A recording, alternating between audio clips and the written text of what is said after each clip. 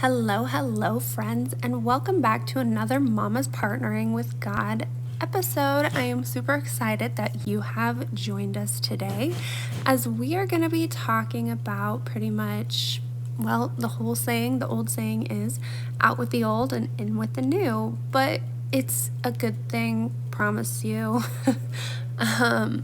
We essentially are going to be talking about ridding ourselves of the clutter in our lives. So, and I'm not necessarily talking about just physical stuff, but also mental and online and, all the spaces that we have so that we can prepare ourselves to allow new things in. That's why I say out with the old, in with the new. It kind of sounds like it can be a negative thing, but at the same time, I'm not talking about getting rid of the hard stuff, which when you listen to this episode, you will figure that out.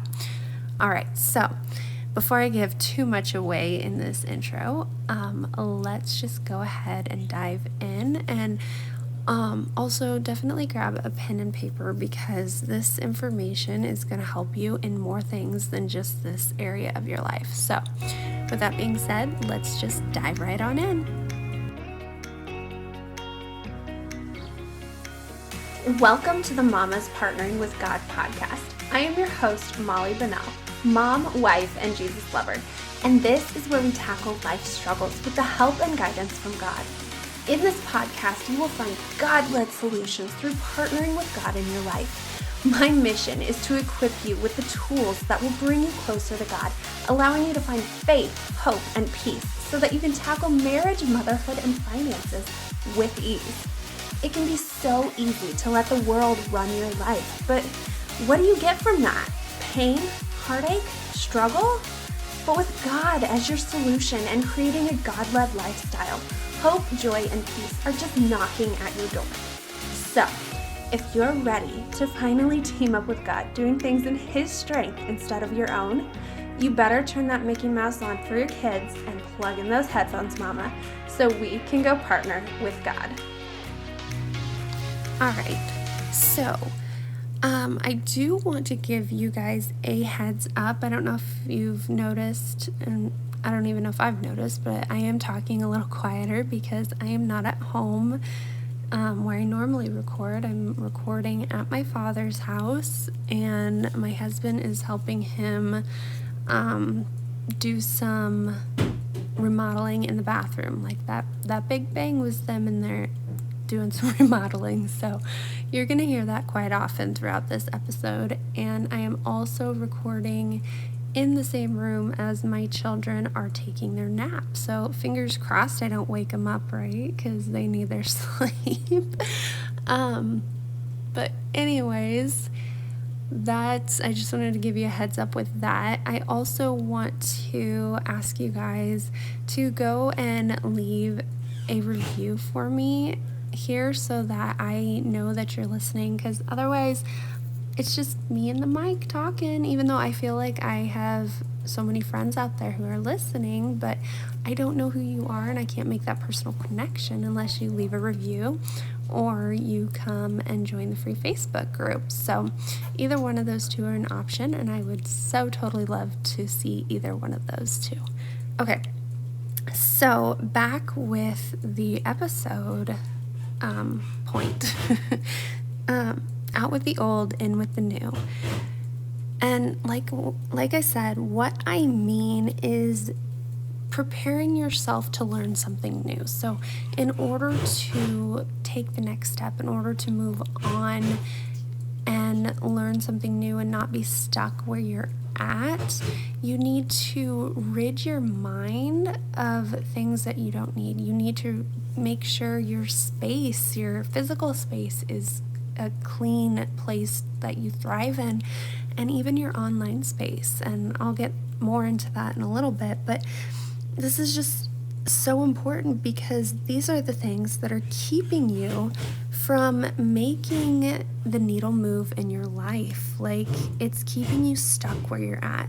And this is so necessary because when there is a mess, then that's all you think about. It consumes your mind, be it your physical space, be it your mental space, be it your online space. If there is negativity going on, it could just be like something you don't like to see, or maybe it's something that actually affects you in your heart, or maybe it's just something that is just there and you're like, yeah, I don't really want to see that, but it still consumes your mind, kind of like an earworm, when your children are watching the same Mickey Mouse TV show.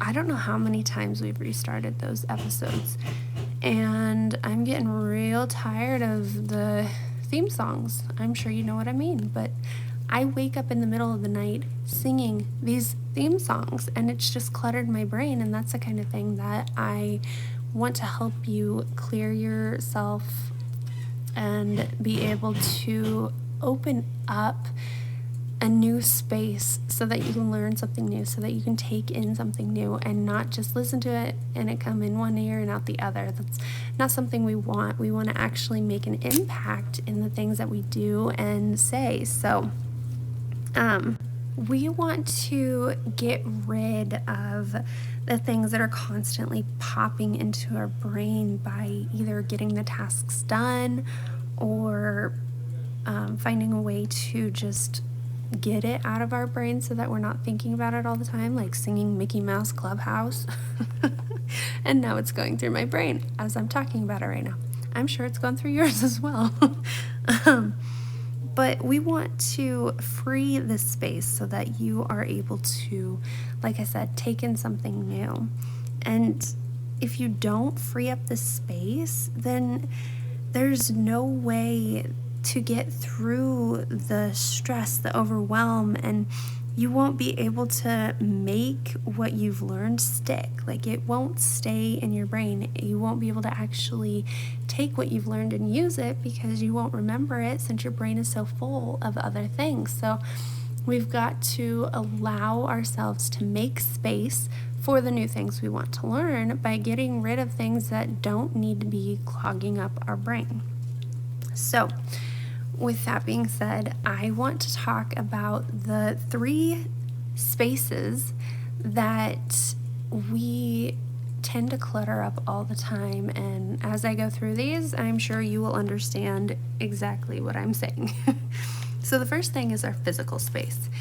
And what I mean by that is your house, where it is you work, maybe it's your car. If there's something that has been needing to be cleaned and you're just sitting there going, oh my gosh, I need to clean this, but I keep putting it off and putting it off, and it's just sitting there in my brain, and I just know I really need to do this, but I don't really feel like it right now, clean it. Clean it, get it out of your brain. I know there are a lot of the times I have a day during the week where I do laundry. And if I don't, then I'll have laundry sitting in baskets throughout the week, which I'm sure you understand that. And it just bugs me. Like, I have to get it folded. I have to get it out of my living room because it's not where it goes. It might be a little bit of OCD, but it's still the fact that it's something that needs done, and I can't focus on anything else unless that is done.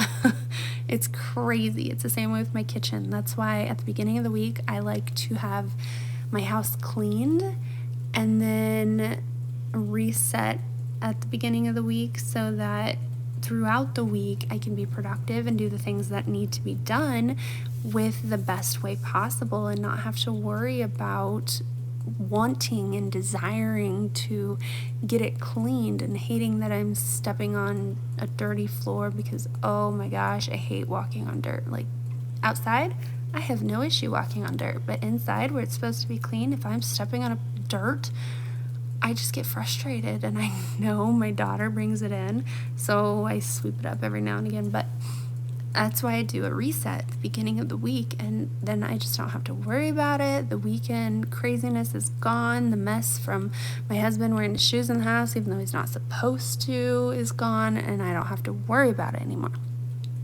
And so that is why I definitely say get your physical space cleaned up. And if there are multiple places that you need to declutter, like deep clean declutter, then do it, but don't do it all at once. Oh my gosh, that would be overwhelming and way too much. Do one little piece at a time.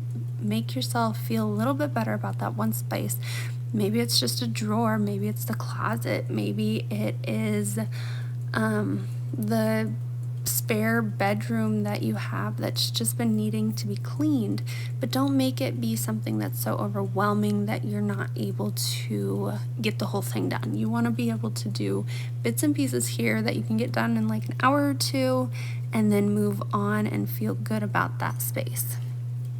The second space that I want to talk about is your mental space. And this is like the biggest one out there, because obviously we're talking about our brain, just making it so that we have the space to learn more and we have somewhere to put it. I mean, our brain will remember everything. It's amazing. I don't know all the details about that, but I do know that our brains are so amazing that they can handle everything. But if your brain is so consumed and confuddled by the things that you are constantly thinking about that aren't important, maybe it's the fact that you need to go to a doctor's appointment or the dentist, or maybe you've got a hair appointment you need to do, or I mean, there's so many different appointments you can make that could be something that's just stuck on your brain. But maybe it's like a task that you need to do. Maybe there's something out there that you have been putting off, like the deep cleaning, that's just bugging you and it's stuck in your brain and you just can't get it out. The physical space that we were talking about earlier is more of something that you see, whereas the mental space is everything that you keep in your head, and it's still things that just bug you. They pop up out of nowhere, like those earworm songs I was talking about that you just can't get out of your brain. And it's just the things that continually consume your mind. And maybe it's something as simple as an appointment or a simple task you need to do, but it could also be something a little deeper, something that is on your heart, like, I don't know, something that we could all connect with is maybe mom guilt. Maybe something happened and we're just so consumed by that thing that happened and we just can't let it go. That's something that we need to journal about and talk to God about so that we can get it off our brain and not have to be so consumed by what it is and defining ourselves by it. Like, that's something that we need to get out of our brain so that we can allow ourselves to learn something new and to do something new and make tweaks and changes here so that we are no longer stuck in the space that we're at. We are able to move on and get through it. And sometimes the mental space is like super hard. And I guess you could also call this like the heart space, where your heart is. If there's something that is just so upsetting and you just can't get through it, then you definitely have to work through that before you can actually start something new, which can be a totally different topic, but we're going to stick to our spaces. So with that, I'm going to move on. But before I do want to say that if you have any heart set struggles that you're struggling to get through, definitely reach out. I'd love to help you through those. Okay, so the third space that I would like to talk about is the online space, which can be a little controversial because of how we see it, I guess, because a lot of people like to be on social media, which is a great thing to be connected with friends and family. But if you allow yourselves to only focus on the negativity and see only things in the news, then you can get so caught up in that's the only thing your mind focuses on. And if you don't believe me with this, think back to COVID. Think back to like when that pandemic went through and how that's all anyone could talk about. We could only talk about the bad things that were going on. People were dying. People were having to quarantine for 14 days, and that is literally the only talk that was really going on those days because of the fear of the irritability. I know around here where I live, most people just thought it was a nuisance. They didn't really want to deal with it anymore, and they were ready to move on with their lives, but we were still having to quarantine and deal with all that kind of stuff. But like I said, that's one thing that we just continue to talk about. And we got most, if not all of our information from social media. I know I don't watch the news, so if I get news about anything, it's usually through social media. But you can be so consumed by it that it can make your heart harden. It can make you feel so overwhelmed and stressed that you cannot do anything. And it's crazy how if you watch one thing on any social media platform, then the algorithms just tend to bring you more and more of that stuff. And without even knowing it, that's all you're consuming. So that's all you're thinking about, instead of allowing your brain to be light and not be in the stress and the overwhelm. By consuming this information, you are just hardening everything that you're thinking about and just focusing solely on it, and it's just not a great space. I know that I learned that the hard way with trying to build my business a couple years back, and I joined all these groups and I didn't shut off like notifications, and next thing I knew, all I was seeing on Facebook was the Facebook groups that I had joined, and it was all business related, and I couldn't see any personal stuff. Like any of my friends and family, if I found anything out about that, it was through my husband, because I wasn't getting it.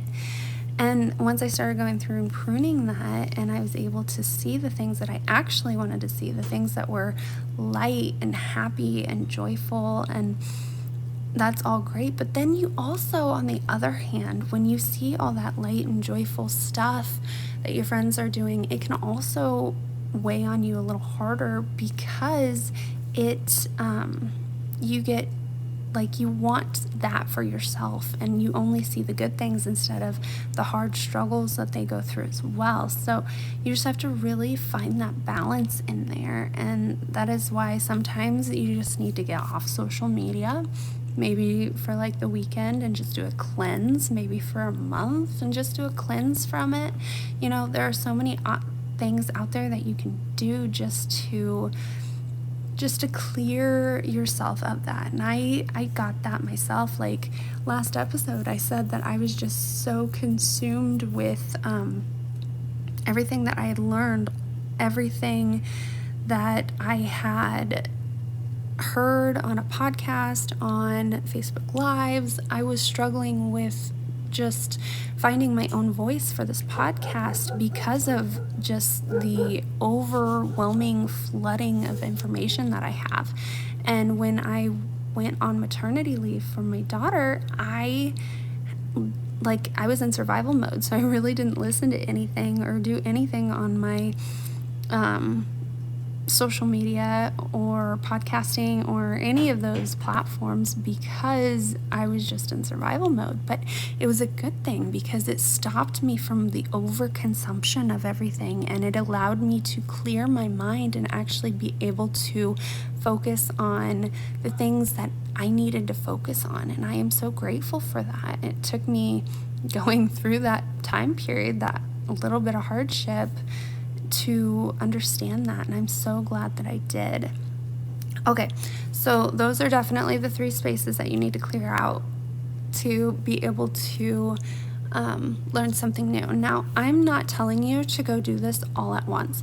I would say pick one space, whether it's your physical, your mental, your online space. Pick one of those spaces, and then pick one area in each one of those spaces. So whether it's your physical, it could be basic cleaning, it could be deep cleaning, it could be your house, it could be your car. Just pick one thing and start with that, because you don't want to overwhelm yourself and just say, oh my gosh, I have to clean out all these spaces right now.